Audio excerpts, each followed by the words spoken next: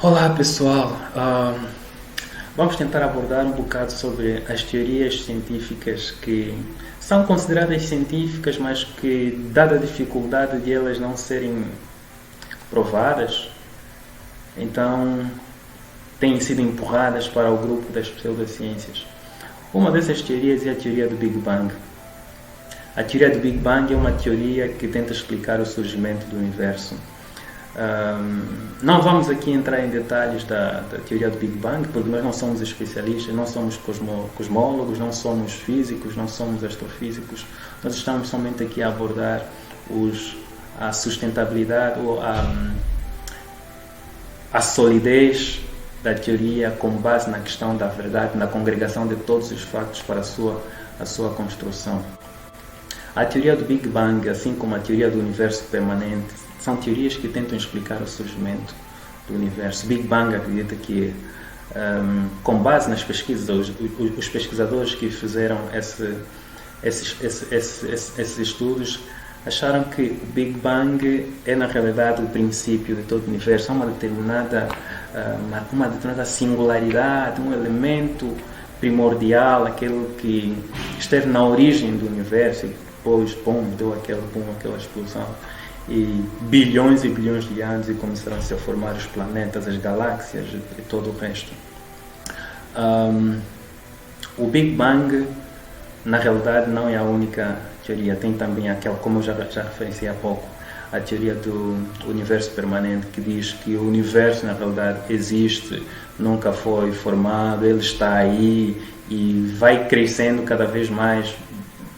Os físicos dizem qualquer coisa ali como entropia, qualquer coisa do gênero, não sei, não vou entrar em detalhe, mas basicamente que existe aquela teoria do universo permanente, que ele está aí de forma permanente. Teoria do Big Bang, teoria do universo permanente. Tem também, a teoria do Big Crunch, a teoria do Big Crunch que diz que o universo está a se expandir, né? E depois de terminar esse processo de expansão, porque as galáxias, por exemplo, se aceleram, vão cada uma a uma velocidade maior quanto mais distantes elas estão uma da outra, então vão se separando, o universo está se alargando cada vez mais, um alargamento acelerado. A teoria do Big Crunch acredita que, diz que quando essa aceleração, ou seja, essa aceleração vai existir, mas depois ela vai começar a se desacelerar até chegar no momento que vai parar, e depois todos os corpos do universo vão começar a voltar no processo inverso e fazer o contrário do Big Bang. Em vez de ser uma explosão, aquilo vai ser uma implosão. Big Crunch. Todas essas são teorias explicativas. Uma teoria é um processo de explicação de um determinado facto por via das evidências. No caso das teorias que tentam explicar o universo, na verdade ninguém esteve no processo da criação, ninguém se lembra, ninguém sabe, ninguém assistiu o processo de, não sei se podemos dizer, de criação ou de autocriação do universo. Ninguém não tem testemunha. Então, o que os pesquisadores fazem é, buscando evidências e através dessas evidências tentarem criar um modelo de modo a fazer um trilho do passado daquilo que foi o universo. Basicamente, em vez de prever o futuro, aquilo é ver o passado, digamos, pós-ver o passado, o trilho que no caso do universo, que o universo teve, com base no estudo dos factos atuais que são observados. Vou dar o seguinte exemplo. Estou, por exemplo, numa mesa. Eu estou numa mesa e tem uns pratos ali que tinham uns pratos que tinham comida. Os garfos já estão na posição de alguém que acabou de comer que acabou de comer. E entretanto vem alguém e me vê. Esse alguém, como o prato está na minha posição, esse alguém vai achar que eu é que comi a comida. O prato está na minha posição, eu estou sentado diante do prato, e se for, por exemplo, um mofete, eu até posso ter na minha camisa uns pedaços de olho de palma, de feijão de olho de palma na camisa, e a pessoa que estiver a vir vai achar que eu comi um mofete. Ele vai observar o prato, ok, está na minha posição. Se tiver uma gasosa, eu, por exemplo, estiver com a mão encostada na gasosa, pode achar que eu bebi a gasosa. E quando ele observar que tem umas nódoas de feijão de olho de palma, a certeza vai ser ainda maior. E depois, se me vir a pagar a conta, eu chamar, por exemplo, olha, o empregado, olha, vem, eu vou pagar a conta. Então ele vai ter ainda muito mais certeza, ele mesmo que comeu esse mofete. Mas atenção, essas são evidências de um facto. Parece que ele mesmo é que comeu. Mas o facto de esse indivíduo que veio ao meu encontro não ter vivido o facto, não ter observado o processo de... Como é que eu posso explicar? Não ter observado o processo. Eu estar a comer a comida, ele não viu, faz com que, apesar de todas as evidências indicarem que eu de facto é que comi a comida, ele nunca poderá ter a plena certeza de que o que as evidências indicam é, na realidade, aquilo que aconteceu. Porque as evidências podem ser construídas. Se a gente pudesse saber que esse indivíduo vem e que nós queremos fazer-lhe entender que eu que comi a comida, nós podemos criar um fenômeno, podemos criar um teatro, colocar os pratos que já estão limpos, alguém comeu a comida, eu sentar, pegar uns bocadinhos de feijão de olho de palma, colocar na camisa e depois criar esses cenários todos, mandar o empregado vir para pagar a conta e para que essa pessoa que está a vir pense que de facto eu é que comi. Assim são as teorias científicas. Basicamente, mesmo no nosso dia a dia, todas as coisas que nos dizem, nós estamos suscetíveis ou a acreditar ou a não acreditar. Por quê? Porque nós não vivenciamos todos os factos que nos são ditos. O facto de não vivenciarmos os factos todos que nos são ditos faz com que nós estejamos na posição de ou acreditamos ou não acreditamos.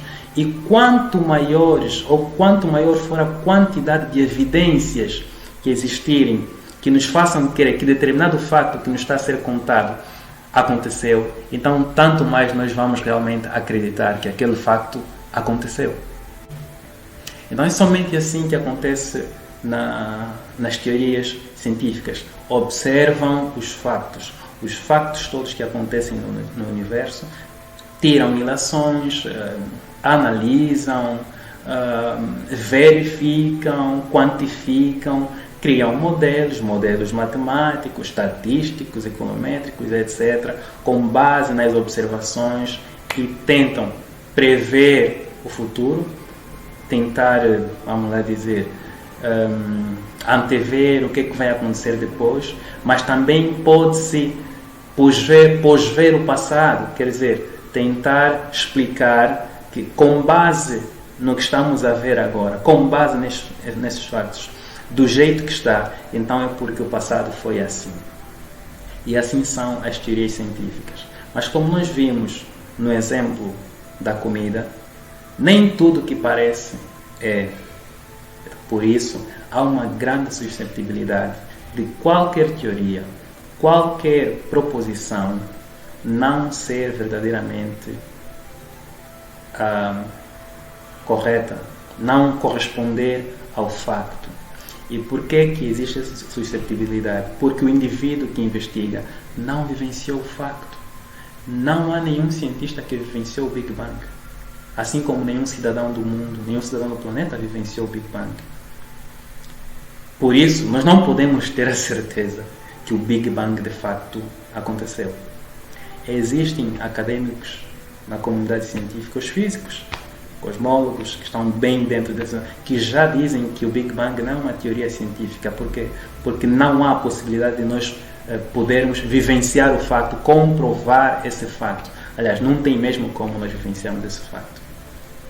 Então, até eu posso estar um bocado alinhados com eles de que não é uma teoria científica. Então, Nesse sentido, qualquer teoria que tenta explicar o surgimento do universo vai ter esse problema, a dificuldade de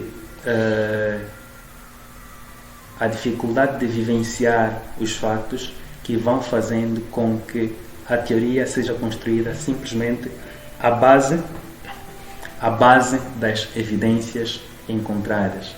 E essa teoria, ao ser construída, passará a ser basicamente uma crença relativa. Uma crença relativa, porque mais tarde podem surgir evidências que indicam que aquilo que a teoria propõe não aconteceu de facto. Podem surgir, podem acontecer. Então, uma teoria científica baseada em evidências é ainda muito mais difícil de se tornar uma verdade relativa. É ainda muito mais difícil de se tornar uma verdade relativa pelo facto de se basear basicamente em evidências. As outras, que são baseadas em factos, apesar de serem factos limitados, um número pequeno de factos, ainda têm um bocado têm mais pé, conseguem perdurar um pouco mais. Mas aquelas que são baseadas em evidências, basicamente, têm um tempo de vida um bocado mais curto. As teorias científicas existem para serem verdades. E deviam ser verdades absolutas, mas não conseguem ser verdades absolutas por causa dessas dificuldades. No caso, por exemplo, da comida que nós abordamos há pouco. O indivíduo que chegou ao meu encontro não me viu a comer. E como não me viu a comer, não tem a possibilidade de afirmar que eu exatamente é que comi aquele prato de mufete. Apesar de que as evidências indicam que eu que comi, mas ele não vivenciou o fato. Então, como não vivenciou o fato, não pode considerar aquilo como uma verdade absoluta. Então, é isso também que acontece na investigação forense. Eles vão, encontram os vestígios do acontecimento, investigam, fazem o cruzamento da informação e vão construindo a sua verdade com base na evidência. Mas atenção, evidência não é o facto. O facto é que é a verdade.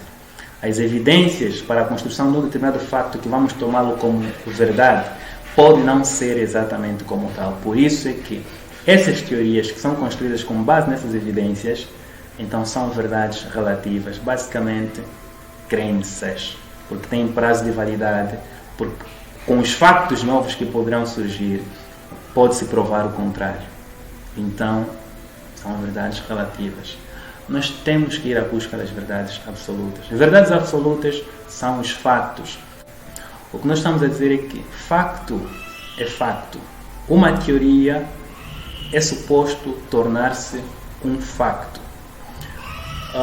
No primeiro capítulo nós falamos da teoria geocêntrica de Ptolomeu e depois falamos da teoria heliocêntrica de Copérnico. A primeira que dizia que os corpos todos do sistema solar giram à volta da Terra, e a segunda que dizia que não, que os corpos do sistema solar giram mesmo à volta do Sol.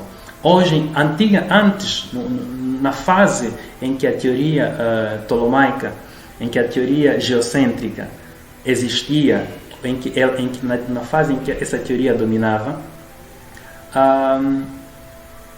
não havia tecnologia para se poder comprovar esse facto, tipo, por exemplo, sair do planeta, ficar em órbita e ficar ali, por exemplo, umas semanas, uns meses e observar os movimentos dos corpos no espaço para termos a certeza de quem é que gira em torno de quem. Então, não havia essa possibilidade, mas durante o tempo da vigência da teoria ptolomaica, eles creram nessa teoria, era falsa, e como era falsa, era uma crença. Surgiu depois a teoria de Copérnico, a heliocêntrica, que quebrou a teoria de Ptolomeu e convenceu de que os planetas giram à volta do Sol. Estava certa a teoria. E depois, mais tarde, foi comprovada. Né? Foi comprovado. Hoje em dia é consensual de que Os planetas giram à volta do Sol. Basicamente, a teoria heliocêntrica, a teoria de que os corpos ou os planetas giram à volta do Sol, a teoria do sistema solar, já não é mais uma teoria, é um facto. É um facto comprovado. Porque os astronautas vão nas estações espaciais e lá ficam. Nós temos observações dos astros, do movimento dos astros. Então, isso é um fato, já não é mais uma teoria. É como dizerem, por exemplo, olha, vai atrás da casa, tem lá um cão a ladrar. Né? Tu estás distante, não consegues ouvir o cão a ladrar, então tu não sabes, mas te disseram, olha, vai lá atrás da casa, tem um cão a ladrar. Isso é uma teoria de alguém, por exemplo, que está a sair de lá, pode ter visto o cão, etc., e te apresenta esse facto. Para ti é uma teoria, tu podes acreditar na teoria ou podes não acreditar na teoria, mas quando tu saíres e ires lá para trás da casa e vires o cão a ladrar, aquilo deixa de ser uma teoria, é um facto. E contra factos não há argumentos. Facto é a verdade. Teoria, entre aspas. Aguardemos-nos no próximo capítulo.